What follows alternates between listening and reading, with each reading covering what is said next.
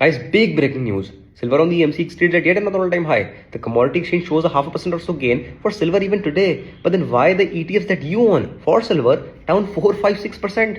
चांदी ऊपर है, चांदी का ETF नीचे है. ऐसा कैसे? All of the ETFs I see for silver today on the market, they're down badly. And comparing them to the highs they made 2 days back, oh man, that's a sharp and deep cut for all investors. But ये क्यों है? Let me explain. I also made a video on the same 2 days back and warned you for the same कि silver ETFs trade कर रहे हैं premium पे, comparing them to real और physical silver, जो कि कोलैप्स आज नहीं तो कल होगा. That's why do not enter at these prices, especially without research. But the one who listened. The one who didn't. Anyways, let's move forward. If you missed that video, let me explain it to you again.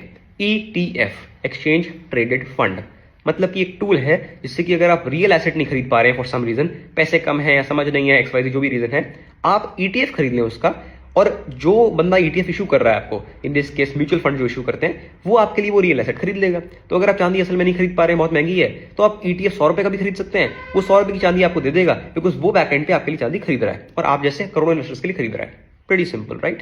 But now the fund house, if is unable to buy real physical silver at the back end, वो आपको नए unit issue कैसे करेगा?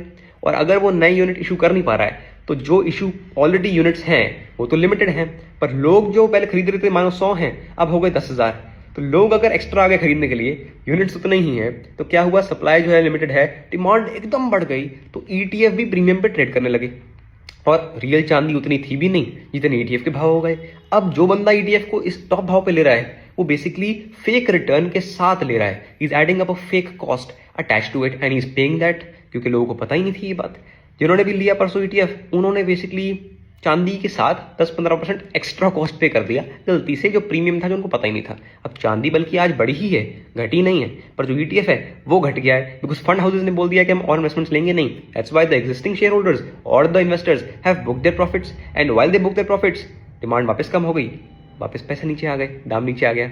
What is the lesson? Please do not chase any asset, silver, gold, nifty, whatever, any asset blindly. Investment is a business. Please consider it as a business. सट्टेबाजी करने मत आए.